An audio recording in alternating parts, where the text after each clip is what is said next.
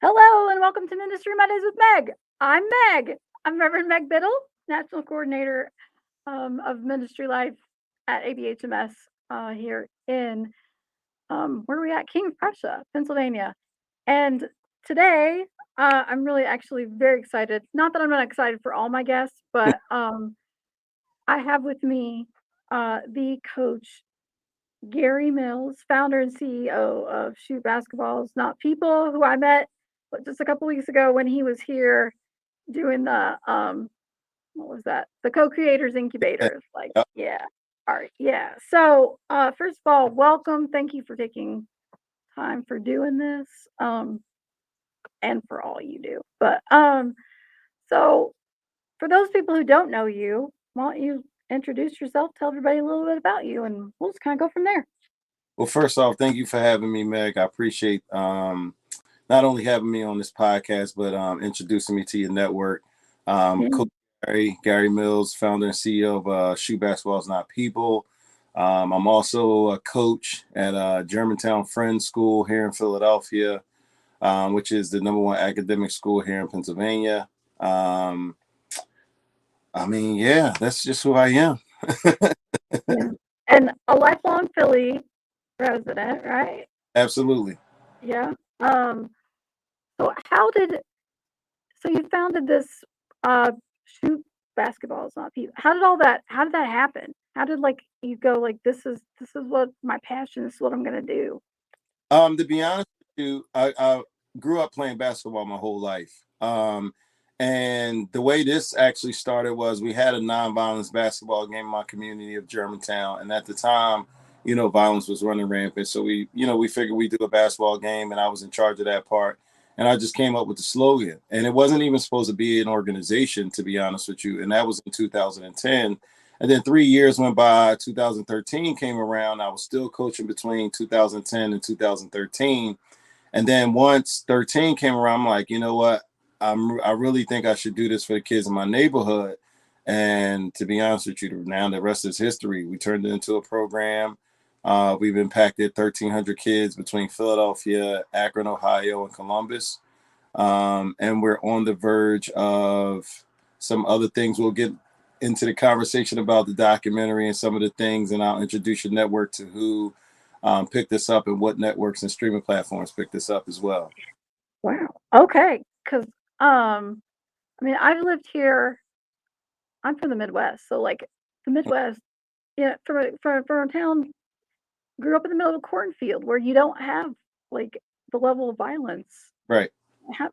So first of all, like, how did how did we get here? Like, how, the that that the violence is what the violence is. I mean, I think a lot has to do with the environments that these kids are being raised in. It's very impoverished, a lot of drug activity, and then there's no resources. mhm, Our city, and I'm sure there's other major metropolitan cities across the United States of America, but lack of funding. A lot of Black-led, Black nonprofit organizations don't have access to funding or the resources. So we got to kind of make what we can make out of nothing, to make sure that we help one kid go to college or two kids go to college. We like for the first 10 years of Shoot Basketballs Not People, I didn't have any funding. I was working two full-time jobs to keep it sustainable. I didn't get too much support from the city in the very beginning. I just got my first grant from the city this year. But everything that you've seen up to this point with Shoot Basketballs Not People has come out of my pocket. oh my gosh, I had no idea. Yeah. Out Yep. of your pocket. Out of my pocket. Yep. Well, I mean, God bless you for like for caring enough about other people to go, I'm gonna spend my money to do this thing, and with the hope that it makes a difference. So, like, what's your target age? Uh, Like, we focus on ages 8 to 16, boys and girls. okay, Uh, and what we've noticed is like having the girls play with the boys, it got them better. And, even playing with the boys, it helped them to become a little bit softer because now they have like a sister type figure now. So yeah, um, for me as a coach, doing this out of my pocket and doing it from the inner city, we didn't have a whole lot of parental engagement either. So a lot of the times I had to pick the kids up, drop them off, feed them. Like in the documentary, I had to stuff them in like a Yukon truck to take them to practice. And I mean, you name it, I've done it. Taking them on trips to New York City on the school bus, paying for that, like getting tickets to the Sixers games, like because I felt like as a children they shouldn't be robbed of their innocence and they shouldn't be robbed of an opportunity to expand past their neighborhoods. And some of the kids never came out of their neighborhood before they got with shoot basketball is not people. And we've had children even go as far as like graduating from college coming through this program. So um, I'm just excited about what's about to happen now that the exposure is starting to come. And a lot of people think it's kind of like an overnight thing when they don't really realize like the sacrifices that I had to make as a coach in my personal life in order to make sure these kids, had what they needed. Because what year did you start this? I'm sorry. What year did you start the program? So 2013. 2013. So all this time you've been doing this yourself. Yep, I didn't have a mentor. The 501c3 process, I had to teach myself the whole 501c3 process down from board governance to strategic business plans to grant writing. Like I didn't have the money to pay for that kind of stuff. So I just had to figure it out on my own. So I was averaging for like 10 years straight, I was averaging like around like 12 to 16-hour days. And yet you kept going. Yeah, kept going. He kept going. So you mentioned it in earlier. I don't want to leave out this whole documentary thing. I feel like I'm jumping all over the place, but it's incredible the Thank work that you have put into this, and the lives that must have been changed you. Yeah. by you just being there. Are you on your own doing this? Yeah. Do people You Our organization. I mean, outside of course, some volunteers that we had, Coach Twan, Crystal Johnson, Deborah Pendle, Mar, and that's just a small group of, some dedicated volunteers. But again, like the majority of this organization, you're looking at 99% of this organization in front of you right now. So, I mean, I don't know how I do it some days, to be honest with you, Meg, but I just get it done. right, because somebody's gotta do it, right.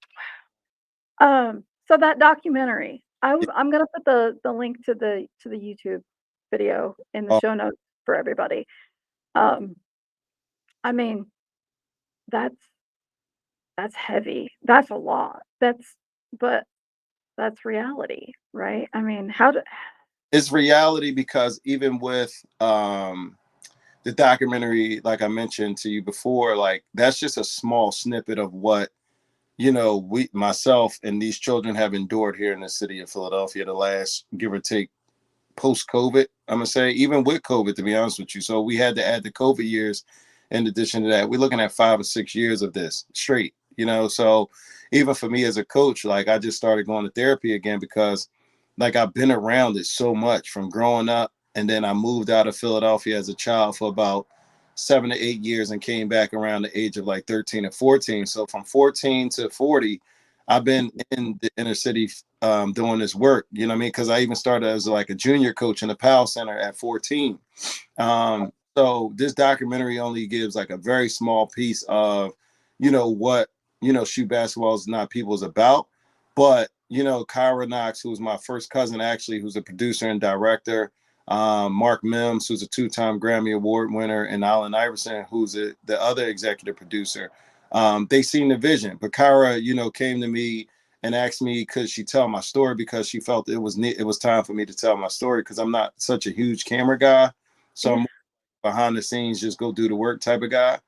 But for people to like know the story now and for me to be vulnerable to let them into how I feel on an everyday basis. Like, a lot of the times I stay in the house and I try to get a lot of my work done from in the house because of the things that happen in Philadelphia from jealousy or strife or people just feeling like, you're doing better than them. That's what I worry about. So, I mean, I just got to navigate a little bit different now. I can't I can't imagine pouring my heart into something day after day after day and just coming home with all of that. I mean, well, I Yep. can't imagine because, I pastored, but still that's a whole different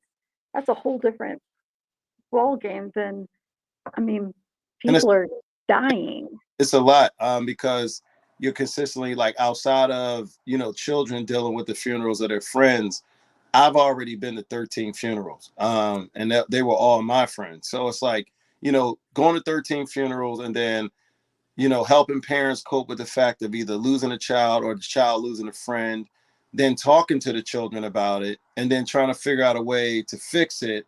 And then you're going into the political part of it where like it might not be a part of people's political agenda, so they might not want to support it because of the whole gun violence and policies and some of the things that go on. And it's a lot, and sometimes, to be honest with you, like I have a permanent tired look on my face because of so much that I'm unloading now, when I go into therapy, because I was carrying that around for so much. And I felt like if I was going to go to the next level of my calling and my gift, I had to make sure that there was a spiritual aspect or mental component added into it. And I'm super dedicated to that spiritual side of my life now. I'm super dedicated to the mindfulness part of my life with meditation and quieting my mind down, because when you're from the inner city, your mind is racing so much, and you don't really get a chance to really sit down and process. And now that I'm processing, I'm starting to realize like, damn, I never even got a chance to really enjoy too much of my life, since I started this organization in the last 10 years, because I just been on the go so much. Like, give an example. We do this event. We haven't done it since COVID, but we do an event every President's Day in Akron, Ohio. And I would, like, let's say, for instance, I had to be to work on a Saturday. This happened several times. Let's say Saturday, I got off at 4 o'clock in the afternoon. I drive to Akron, Ohio, maybe get planted for like Sunday. They prepare for the camp, which will be on a Monday, President's Day. Do the camp for 8 hours from the hours of 8 to 4. I'll gas up around 5, get something to eat, and I'll shoot right back to Philadelphia and be back in Philly by 12 and be at work the next day on that Tuesday. So those are some of the things that I've done that was like, people were like, yo, I don't understand how you do it, but I just find it. I just find it. I just I find mean, it. it has to be a calling because anybody who's ever made that drive Yeah, across it's Pennsylvania, it sucks. yeah. And to do that after having spent your whole entire day doing these camps and taking care of kids and then being ready the next day to go back to work. I And mean, and like be present. what, 7 years I've been a father. So 7 out of those last 10 years, now I have a girl. So now it's like Mhm. I've carried into the responsibility of being a father now. So that's a whole, responsibility within itself. So yeah. So you started programs other than Philly now because you mentioned Akron, Yeah. right? So we do the one time event, President's Day in Akron for the last. We've been doing that for like the last 7 years. We haven't done it the last 3 because of COVID, and we wanted to make sure that from a safety standpoint, we were able to go back in and do quality program.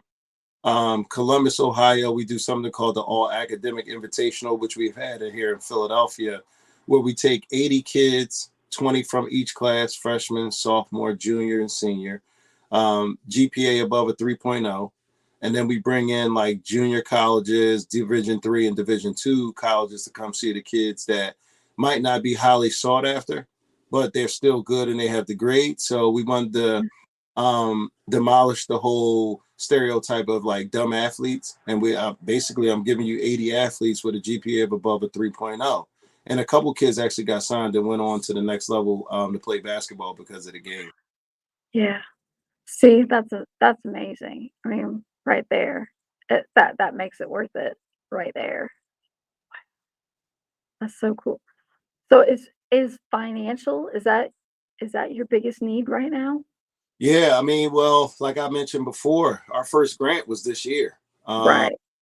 So, I'm pretty much, if I get a grant, let's say, give you an example, I get a grant for 10,000. I'll stretch it 10 different ways and try to find the way to put $1,000 into 10 different things that I could do for my kids instead of just spending the whole, let's say, 10,000 on one thing. I'll try to say, all right, I'll take 1,000 for a trip. I'll take 1,000 to buy them sneakers. I'll take 1,000 to um, get new uniforms for them. I'll take 1,000 to hire a coach or give coaches a stipend. So I try to basically expand it the best way I can, because we're not working with like donor bases and Mhm. endowment funds and all that kind of stuff. So a lot of what I've been doing is just stretching the best way I know how, like I've been doing. Well, we hope now that we know who you are that we can come in and find ways to help with some of that. But for those who are listening for watching, is if they wanted to donate, would they just go to the website and do that? Yeah, they can go to the website that's posted on the screen, Yeah. joinsb.org. And they could just make a donation to our organization. We would love to find, corporate sponsors, Mhm. or what we noticed is we have like one-time donors that might give a small donation, but it'd be one time. And what we're trying to do is trying to find more donors to be on like a term type basis, so that way we can create sustainability in our organization for more than 1 year. So those are some of the things that we're trying to roll out now, and we hope with the visibility of the documentary, that'll increase greatly. And just for your viewers, to let them know, we have been acquired by Fox Soul, Amazon Prime, and Revolt TV. Oh my gosh. Yeah. So So early, you're early. oh my gosh, like, you're famous, dude. I mean, that's like That's what everybody keeps telling me, but it's like I don't really get it. Like, how can I say this? The whole word celebrity kind of makes me cringe a little bit. So yeah, I don't know. I'm just, you meet me today and you meet me 20 years from now, I'll be the same person. Like, I just have a very fun loving spirit. So it's like, uh, that, I don't know. It's just weird. That's even weird. Just saying that, like, you know what I mean? It's just weird. yeah. So when does the I mean, I know we've got the trailer, but when does the documentary itself, like, do we have air Uh, dates for the whole thing? week of December, When? first week of December. First week of December. Okay. Yeah. But it'll be available on all those platforms the first week of December. I mean, so, like, obviously, like, my prayer is there that I mean, I'm gonna watch it, but that, like, all the people go and watch it and people I wanna get behind this. I wanna make a difference. This guy by himself is making differences in the lives of kids, and I hope that people are alive today, Yeah. because We of the work want, we do. want to be able to, for some time we've been seeing, based on our, SWOT analysis, and we've been doing a lot of feasibility studies, and we've been noticing that all the inner city deals with the same thing. They deal with the same, every, black led, African American based nonprofit deals with the same exact things. And it's either you're going to be a solution to the problem, or you're going to keep complaining about the problem. And then Right, it's like, now it's more solution based. It's like, okay, how do we develop gymnasiums in these inner cities? And then once the gymnasiums are completed, how do we invest in the neighborhood around it? So that way it keeps not only the neighborhood sustainable, but it keeps our program sustainable. And then that's working with, the likes of, different, I guess, politicians, and seeing kind of how they can like help us to like put these platforms, or make these platforms available for kids and program available for kids. Like, one thing we also noticed was the mindfulness practices.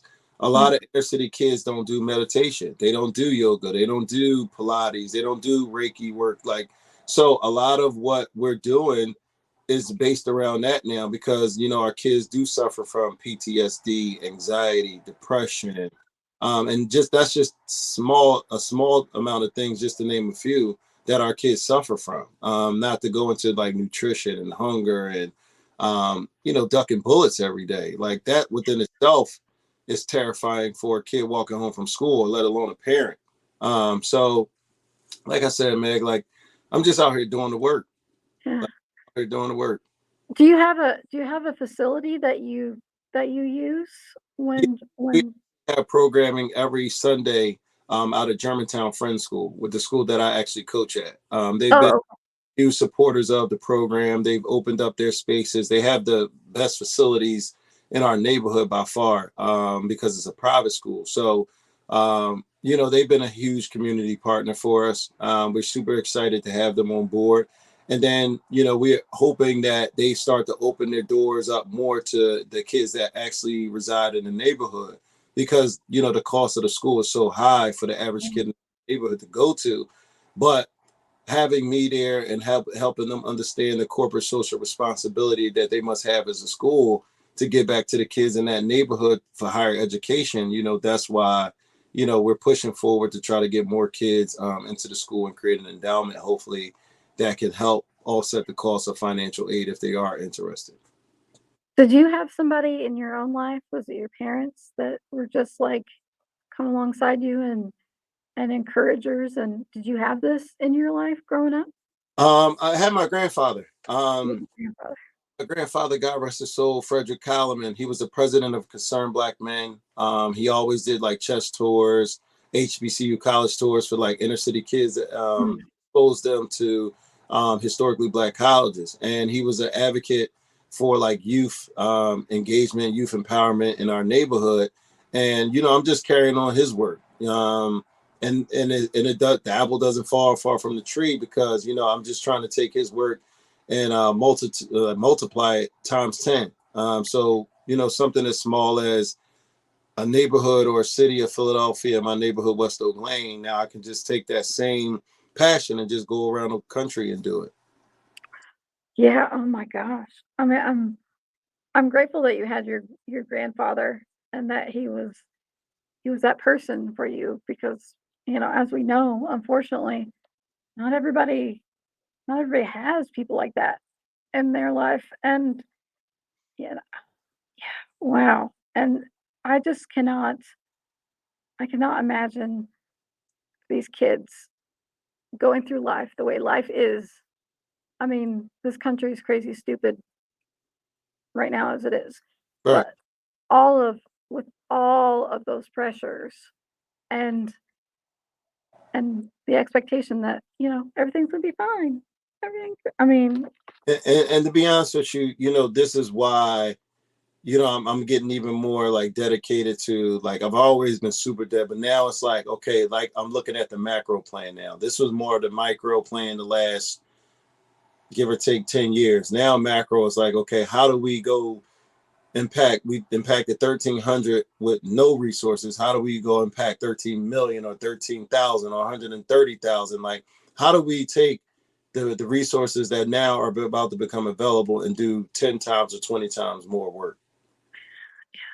um, I'm sure that with you as in charge that you will find a way and my prayers that through all of this that you find those sponsors that you so desperately need to support these kids and continue making differences in people's lives because like this is the whole point of why I do this podcast is because like if people don't get it like this is ministry like Right.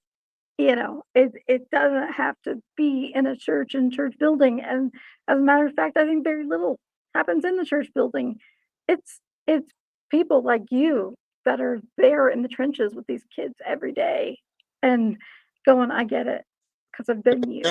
If it wasn't for a lot of the exposure from the documentary, people, I still be kind of like a diamond in the rough or a rose in the concrete that people didn't know about. You know what I mean? And I'm glad that, I'm able to bring awareness to be able to identify organizations that are Black led and that are African American based, to help, people realize like there's a lot of Gary Mills in the country. It's just a matter of they don't have the exposure for you to find them. And that's my job to that's my responsibility as a Black man to find, more African American leaders to stop the gun violence and to like open up more resources to their children and teach them how to go about doing it as well. Because a lot of, people come passion driven and they might not have the executive side of it, so and I'm still learning every single day. I don't have everything figured out, you know what I mean? But I'm learning day by day. And the more I learn, the more I pass down to others. So,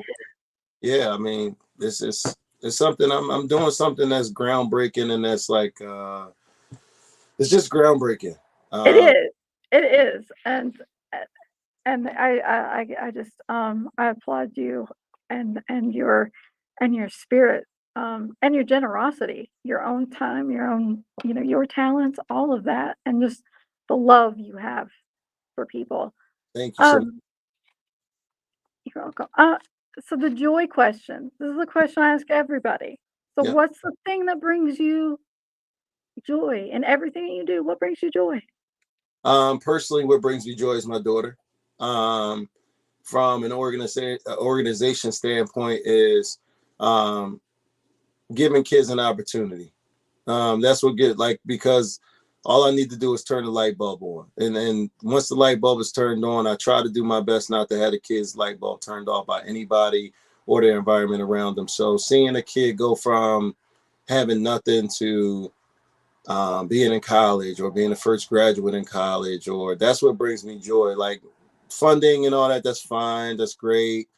Notoriety is great, but to see a kid go from like nothing to something, I don't know. It just gives me a different type of spirit. Like Oh yeah. I feel like I'm doing God's work. Like basically, you know, like I try to give kids the feeling that how I felt when I got saved. You know what I mean? So it's like, you know, Yeah. you got a second chance at life, and I want to be the one that provides that for you, in any type of capacity that I can. What a great answer. I mean, what a great answer. And I just again, applaud you for all of this that you're doing. Do the kids come back afterwards and say, Yeah, "Hey, coach, she it's made a difference?" yeah, because um, three of the kids featured in the actual documentary are kids that I had since the age of 10. Yeah, so Okay. Winter actually was the first college graduate in True Basketball is Not People. She Oh, her bachelor's degree already. She's working on her master's now. Khalil is currently playing at a junior college in Michigan. And Dave is now an artist, a music artist. He's actually the cover of the Bad Things Happen in Philadelphia movie. So like, yeah, I have pictures of him when he was like 10 years old. And now I have pictures of him as a grown man. And they've all been along the journey with me. and so you said your cousin who was a filmmaker, right? Yep. And so, uh, did your cousin then introduce you to Allen Iverson? How'd that happen? When He Alan found out about it on Twitter. She put a Oh, her out, and his basically his company or his camp and his company found out about it, and they contacted her about it. And I mean, it was only oh, supposed to be like a short story, and then she was like, oh, I gotta turn this into a feature. And then we kind of pivoted, turned it into a feature. Went through the 2 year process of shooting with no budget. A bunch of our film friends like helped her out, like with the filming part of it. And then, we finished the doc, and then that's when, the whole teaser went out. And then what happened after that?